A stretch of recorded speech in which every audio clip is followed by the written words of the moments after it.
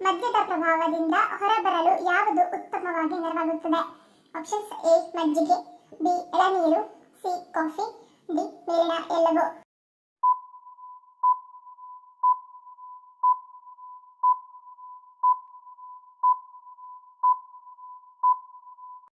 ಉತ್ತರ option B ಎಳನೀರು.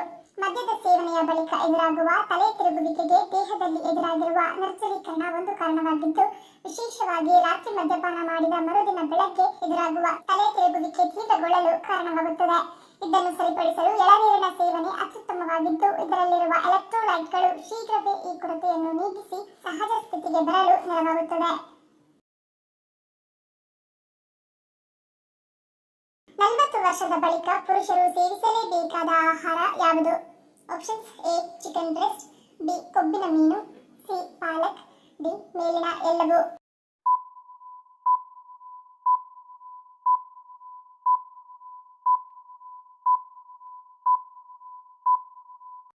ಉತ್ತರ ಆಪ್ಷನ್ ಬಿ ಮೇಲಿನ ಎಲ್ಲವೂ. ಕಾಳುಗಳಲ್ಲಿ ವಿವಿಧ ಪೋಷಕಾಂಶಗಳಿದ್ದು, ಇವುಗಳು ಸ್ನಾಯುಗಳನ್ನು ಬಲಪಡಿಸಲು ದಿನವಿಡೀ ನಿಮ್ಮನ್ನು ಶಕ್ತಿಯುತವಾಗಿರಿಸಲು ನೆರವಾಗುತ್ತವೆ.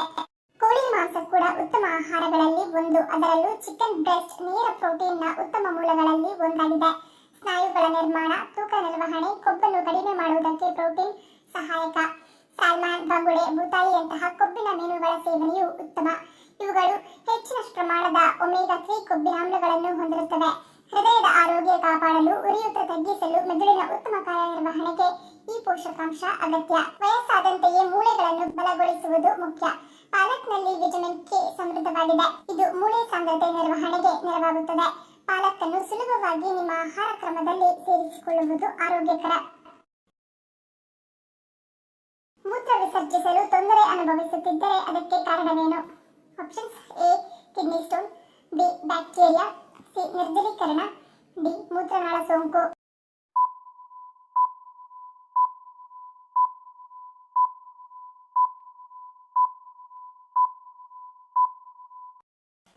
ಉತ್ತರ ಆಪ್ಷನ್ ಎ ಮತ್ತು ಡಿ. ಪುರುಷರು ಮತ್ತು ಮಹಿಳೆಯರಲ್ಲಿ ನೋವಿನ ಮೂತ್ರ ವಿಸರ್ಜನೆಗೆ ಸಾಮಾನ್ಯ ಕಾರಣ ಬ್ಯಾಕ್ಟೀರಿಯಾ, ವಿಶೇಷವಾಗಿ ಈ ಕೋಲಿ ಮೂತ್ರನಾಳವನ್ನು ಆಕ್ರಮಿಸಿದಾಗ ಇದು ಸಂಭವಿಸುತ್ತದೆ. ಮೂತ್ರ ವಿಸರ್ಜಿಸುವಾಗ ಉರಿಯುವುದು, ಪದೇ ಪದೇ ಮೂತ್ರ ವಿಸರ್ಜಿಸಲು ಪ್ರಚೋದನೆ ಮತ್ತು ವಾಸನೆ ಬರುವ ಮೂತ್ರ ಇದರ ಲಕ್ಷಣಗಳಾಗಿವೆ. ಮೂತ್ರ ವಿಸರ್ಜನೆಯ ಕೊನೆಯಲ್ಲಿ ಮೂತ್ರಕೋಶದ ಒಳಪದರದ ಕಿರಿಕಿರಿಯಿಂದಾಗಿ ಕೆಲವೊಮ್ಮೆ ನೋವಿನ ಮೂತ್ರ ವಿಸರ್ಜನೆ ಸಂಭವಿಸಬಹುದು. ಖನಿಜಾಂಶಗಳು ಮೂತ್ರನಾಳದಲ್ಲಿ ಶೇಖರಣೆಯಾಗಿ ತೀಕ್ಷ್ಣವಾದ ವಿಕಿರಣ ನೋವನ್ನು ಉಂಟು ಮಾಡಬಹುದು. ವಿಶೇಷವಾಗಿ ಮೂತ್ರ ವಿಸರ್ಜನೆಯ ಸಮಯದಲ್ಲಿ ಮೂತ್ರನಾಳದ ಮೂಲಕ ಹಾದು ಹೋಗುವಾಗ ಕೆಲವೊಮ್ಮೆ ಮೂತ್ರದಲ್ಲಿ ರಕ್ತ ಕಾಣಿಸಿಕೊಳ್ಳಬಹುದು. ಬೆನ್ನು ಅಥವಾ ಬದಿಯಲ್ಲಿ ತೀವ್ರವಾದ ನೋವು ಬರಬಹುದು. ಬಿಳಿ ಸೇಬುಗಳನ್ನು ಯಾವ ದೇಶದಲ್ಲಿ ಬೆಳೆಯಲಾಗುತ್ತದೆ? Options: A America, B New Zealand, C Norway, D Iceland.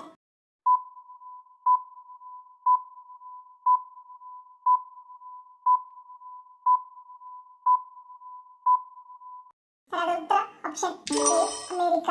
ಬಿಳಿ ಪಾರದರ್ಶಕ ಸೇಬುಗಳು ಎಂದು ಕರೆಯಲ್ಪಡುವ ಬಿಳಿ ಸೇಬುಗಳು ಸಾಮಾನ್ಯವಾಗಿ ಉತ್ತರ ಅಮೆರಿಕ, ಯುರೋಪ್ ಮತ್ತು ಏಷ್ಯಾದ ಕೆಲವು ಭಾಗಗಳಂತಹ ಸೇಬು ಕೃಷಿ ಸಾಮಾನ್ಯವಾಗಿರುವ ಪ್ರದೇಶಗಳಲ್ಲಿ ಕಂಡುಬರುತ್ತವೆ. ಅವು ನಿರ್ದಿಷ್ಟ ಭೌಗೋಳಿಕ ಸ್ಥಳಗಳಲ್ಲಿ ಕಂಡುಬರುವ ವಿಶಿಷ್ಟ ಪ್ರಕಾರಕ್ಕಿಂತ ಹೆಚ್ಚಾಗಿ ವೈವಿಧ್ಯಮಯ ಸೇಬುಗಳಾಗಿವೆ. ಬಿಳಿ ಸೇಬುಗಳನ್ನು ಅವುಗಳ ಆರಂಭಿಕ ಮಾಗಿದ ಮತ್ತು ಗರಿಗರಿಯಾದ ಟಾರ್ಟ್ ಪರಿಮಳಕ್ಕಾಗಿ ಪ್ರಶಂಸಿಸಲಾಗುತ್ತದೆ. ಇದು ತಾಜಾ ತಿನ್ನಲು ಅಥವಾ ಅಡುಗೆ ಮತ್ತು ಬೇಕಿಂಗ್ನಲ್ಲಿ ಬಳಸಲು ಜನಪ್ರಿಯವಾಗಿದೆ. ರಕ್ತದ ಸಕ್ಕರೆಯ ಮಟ್ಟವನ್ನು ಸಮತೋಲನಗೊಳಿಸಲು ಖಾಲಿ ಹೊಟ್ಟೆಯಲ್ಲಿ ಯಾವುದನ್ನು ಸೇವಿಸಬೇಕು? ಆಪ್ಷನ್ಸ್: ಎ ಹಾಗಲಕಾಯಿ, ಬಿ ಕರಿಬೇವು, ಸಿ ಚಿಯಾ ಬೀಜ, ಡಿ ಜೀರಿಗೆ ನೀರು.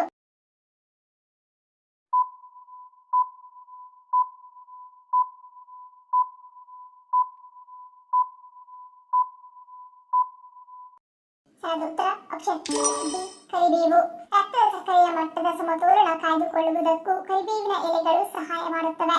ಹೀಗಾಗಿ ಮಧುಮೇಹ ನಿಯಂತ್ರಣದ ವಿಷಯದಲ್ಲಿ ಡಯಟ್ನಲ್ಲಿ ಸೇರಿಸಬಹುದಾದ ಉತ್ತಮ ಆಯ್ಕೆಗಳಲ್ಲಿ ಕರಿಬೇವು ಕೂಡ ಒಂದಾಗಿದೆ.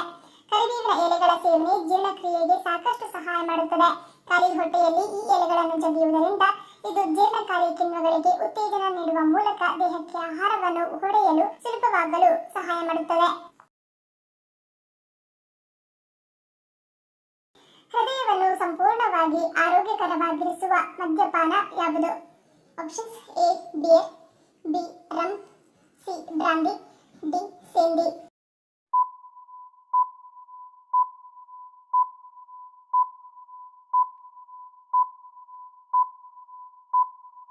ಉತ್ತರ ಆಪ್ಷನ್ ಬಿ ರಮ್. ವೈದ್ಯರ ಪ್ರಕಾರ ಸರಿಯಾದ ಪ್ರಮಾಣದ ರಮ್ ಕುಡಿಯುವುದರಿಂದ ಪ್ರಯೋಜನಗಳಿವೆ. ಇದು ಆರೋಗ್ಯಕ್ಕೆ ತುಂಬಾ ಪ್ರಯೋಜನಕಾರಿ ಮತ್ತು ಕೆಲವು ರೋಗಗಳಿಗೆ ಔಷಧಿಯಂತೆ. ರಮ್ ಕುಡಿಯುವುದರ ಮೊದಲ ಪ್ರಯೋಜನವೆಂದರೆ ಅದು ಹೃದಯವನ್ನು ಸಂಪೂರ್ಣವಾಗಿ ಆರೋಗ್ಯಕರವಾಗಿರಿಸುತ್ತದೆ. ಹೃದ್ರೋಗಗಳನ್ನು ತಡೆಗಟ್ಟಲು ರಮ್ ಪ್ರಯೋಜನಕಾರಿಯಾಗಿದೆ. ರಮ್ ಹೃದಯಾಘಾತದಿಂದ ಕ್ಯಾನ್ಸರ್ನವರೆಗೆ ರೋಗಗಳ ಅಪಾಯವನ್ನು ಕಡಿಮೆ ಮಾಡುತ್ತದೆ. ರಮ್ ಕುಡಿಯುವ ಮತ್ತೊಂದು ಪ್ರಯೋಜನವೆಂದರೆ ಅದು ಉತ್ತಮ ನಿದ್ರೆಗೆ ಸಹಾಯ ಮಾಡುತ್ತದೆ. ಅನೇಕ ಜನರು ತಮ್ಮ ದೇಹವನ್ನು ವಿಶ್ರಾಂತಿಗೊಳಿಸಲು ರಮ್ ಕುಡಿಯುತ್ತಾರೆ. ರಮ್ ಗಾಢ ನಿದ್ರೆಯ ನಂತರ ನೀವು ಬೆಳಗ್ಗೆ ಎದ್ದಾಗ ನೀವು ಉತ್ಸುಕರಾಗಿರುತ್ತೀರಿ. ರಾತ್ರಿಯಲ್ಲಿ ರಮ್ ಕುಡಿಯುವುದರಿಂದ ನಿದ್ರೆಯ ಸಮಸ್ಯೆಗಳು ಉಂಟಾಗುವುದಿಲ್ಲ ಮತ್ತು ದೇಹವನ್ನು ವಿಶ್ರಾಂತಿಗೊಳಿಸುತ್ತದೆ.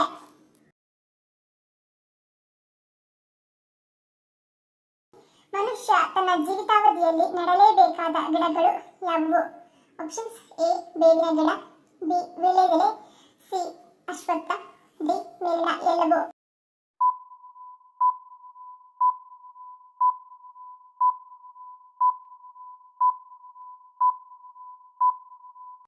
ಉತ್ತರ ಆಪ್ಷನ್ ಡಿ ಮೇಲಿನ ಎಲ್ಲವೂ.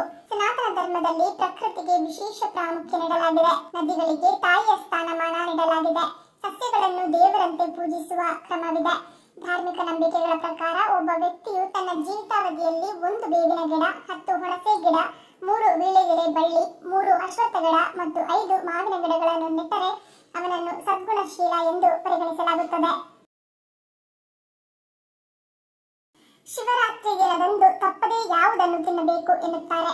ಆಪ್ಷನ್ಸ್: ಎ ಅಕ್ಕಿ ತಂಬಿಟ್ಟು, ಬಿ ಬಿಲ್ವಪತ್ರೆ, ಸಿ ಬೇಲದ ಹಣ್ಣು, ಡಿ ಸಿಹಿ ಗೆಣಸು.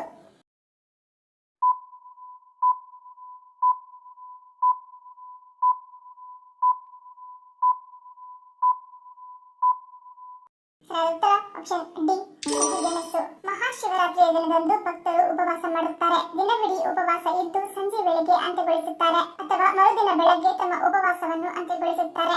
ಹೀಗೆ ಉಪವಾಸ ಅಂತ್ಯಗೊಳಿಸಲು ಬೇಯಿಸಿದ ಸಿಹಿ ಗೆಣಸು ಸೇವಿಸುತ್ತಾರೆ. ಇದು ದೀರ್ಘಕಾಲದವರೆಗೆ ಶಕ್ತಿ ನೀಡುತ್ತದೆ. ಅಲ್ಲದೆ ಶಿವರಾತ್ರಿಯ ದಿನ ಹೆಚ್ಚಿನವರು ಎಚ್ಚರದಿಂದ ಇದ್ದು ಶಿವನ ಜಪ ಮಾಡುತ್ತಾರೆ. ಶಿವನಾಮ ಸ್ಮರಣೆ ಮಾಡಿ ಆತನ ಕೃಪೆಗೆ ಪಾತ್ರರಾಗುತ್ತಾರೆ. ರಾತ್ರಿ ಇಡೀ ಎಚ್ಚರವಾಗಿರಲು ಸಿಹಿ ಗೆಣಸು ತಿನ್ನುವುದರಿಂದ ದೇಹದ ಮೇಲೆ ನಿದ್ರಾಹೀನತೆಯ ಪರಿಣಾಮ ಕಡಿಮೆಯಾಗುತ್ತದೆ. ಅದಕ್ಕಾಗಿಯೇ ಶಿವರಾತ್ರಿ ಉಪವಾಸ ಮಾಡುವವರು ಇದನ್ನು ತಮ್ಮ ಆಹಾರದ ಭಾಗವಾಗಿ ಮಾಡಿಕೊಳ್ಳಬೇಕು ಎಂದು ಹೇಳಲಾಗುತ್ತದೆ. ಪಕ್ಷಿಗಳ ಮೊಟ್ಟೆಯ ಚಿಪ್ಪುಗಳು ಹೆಚ್ಚು ಪ್ರಬಲವಾಗಿರಲು ಕಾರಣವೇನು? ಆಪ್ಷನ್ಸ್: ಎ ಕ್ಯಾಲ್ಸಿಯಂ, ಬಿ ದೇಹದ ಉಷ್ಣತೆ, ಸಿ ಆಹಾರ ಕ್ರಮ, ಡಿ ಮೇಲಿನ ಎಲ್ಲವೂ.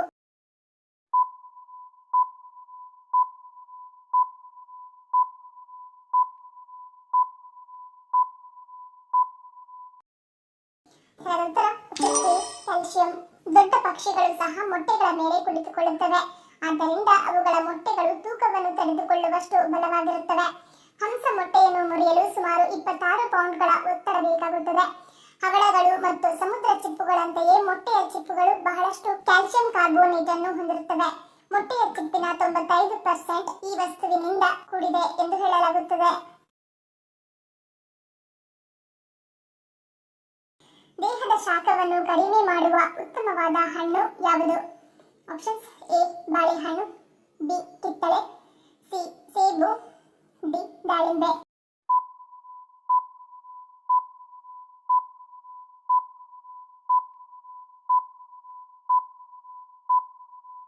ಉತ್ತರ ಆಪ್ಷನ್ ಎ ಮತ್ತು ಬಿ.